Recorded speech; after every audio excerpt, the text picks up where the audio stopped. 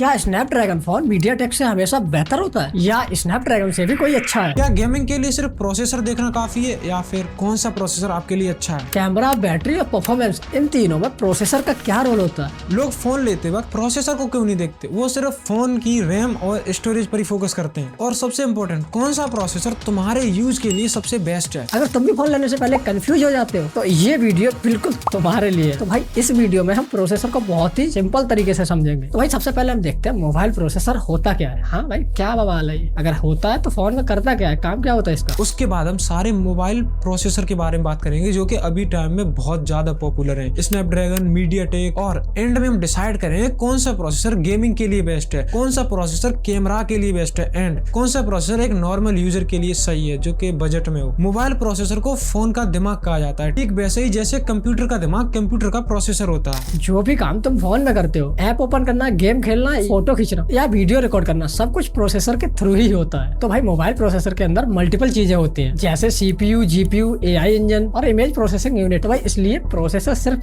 Speed decide नहीं करता बल्कि फोन का ओवरऑल एक्सपीरियंस डिसाइड करता है। अच्छा प्रोसेसर मतलब smooth experience, better performance, better gaming and बहुत अच्छा कैमरा परफॉर्मेंस, और उसी के साथ बैटरी का भी अच्छे से मैनेजमेंट करता है। और इसी वजह से फोन में रैम से भी ज्यादा इंपॉर्टेंट प्रोसेसर होता है, इसलिए प्रोसेसर को हमेशा सोच समझ कर चुनना चाहिए। मोबाइल में प्रोसेसर मेजर 5 टाइप के होते हैं। तो भाई सबसे पहले बात कर लेते हैं स्नैपड्रैगन की। भाई स्नैपड्रैगन प्रोसेसर क्वालकॉम बनाता है। हाँ, क्वालकॉम कंपनी बनाती है और एंड्रॉइड वर्ल्ड में ये बहुत ज्यादा ही पॉपुलर है। आपको हर अच्छे फोन में स्नैपड्रैगन देखने को ही मिल जाएगा। भाई स्नैपड्रैगन का सबसे स्ट्रॉन्ग पॉइंट होता है बैलेंस्ड परफॉर्मेंस देता है। गेमिंग हो या कैमरा हो या डेली यूसेज, स्नैपड्रैगन हर जगह स्टेबल परफॉर्मेंस देता है। इसलिए फ्लैगशिप फोन में ज्यादातर स्नैपड्रैगन ही देखने को मिलता है। स्नैपड्रैगन प्रोसेसर उन लोगों के लिए बेस्ट है जो ज्यादा गेमिंग करते हैं, हाई एंड परफॉर्मिंग टास्क करते हैं, एआई का बहुत ज्यादा यूज करते हैं, और ये आपके मोबाइल का ओवरऑल एक्सपीरियंस स्मूथ बनाता है। और सेकंड नंबर पर आता है मीडियाटेक। पहले इसको लोग ज्यादा सीरियस नहीं लेते थे क्योंकि ये उतना अच्छा नहीं निकलता था, फिर धीरे धीरे उसने अपने आप को अपग्रेड किया।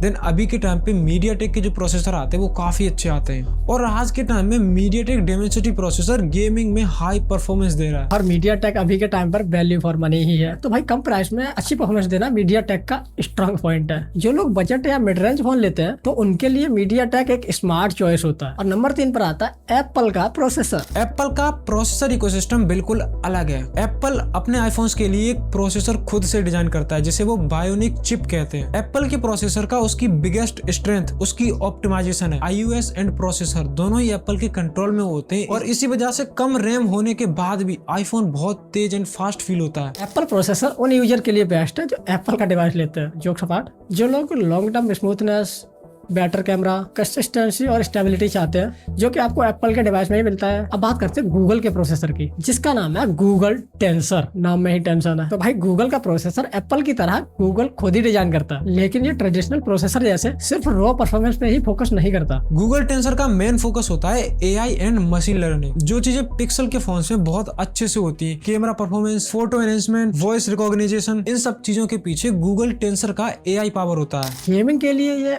उतना अच्छा नहीं है, लेकिन रियल लाइफ स्मार्ट फीचर में ये काफी स्ट्रॉन्ग है। और पिक्सल फोन का कैमरा सिर्फ मेगापिक्सल की वजह से ही फेमस नहीं है, बल्कि टेंसर प्रोसेसर के एआई प्रोसेसिंग की वजह से फोटो और वीडियो बेटर देखने को मिलते हैं। गूगल टेंसर उन यूजर के लिए बेस्ट होता है प्रोसेसिंग और एआई बेस्ड फीचर चाहते हैं, ना कि सिर्फ गेमिंग परफॉर्मेंस। इसीलिए पिक्सल फोन गेमिंग के लिए नहीं बना है। नंबर 5 पे आता है ये वाला सोनिक्स, जोनिक्स, जीनिक्स, जो भी है मुझे नहीं पता भाई कि इसको क्या प्रोनाउंस करना है। ये प्रोसेसर सैमसंग का खुद का प्रोसेसर है। एक्जिनोस का प्रोसेसर रीजन और मॉडल पे डिपेंड करता है। कुछ एक्जिनोस की चिप अच्छा परफॉर्मेंस देते हैं, और लेकिन कुछ मॉडल्स में आपको ओवर हीटिंग और लो परफॉर्मेंस देखने को मिलता है, जो कि सैमसंग के बजट फोन में आपको कॉमन देखने को मिल जाएगी। और इसीलिए एक्जिनोस के केस में ब्लाइंडली ट्रस्ट करना सही नहीं होता। मेरा एक्सपीरियंस तो बहुत खराब रहा है बजट फोन में। और फ्लैगशिप फोन में सैमसंग एक्जिनोस को यूज भी नहीं करता। और सच बताऊं तो एक्जिनोस इंडिया में ही सेल होता है, बाकी अदर कंट्री में मुझे नहीं लगता कि एक्जिनोस के साथ सैमसंग के मॉडल्स आते हैं। फोन लेने से पहले स्पेसिफिक मॉडल का परफॉर्मेंस चेक करना बहुत जरूरी है। तो अगर अब तुम फोन लेने जाते हो तो तुम्हें कौन सा प्रोसेसर लेना चाहिए? अगर तुम हैवी गेमिंग करते हो,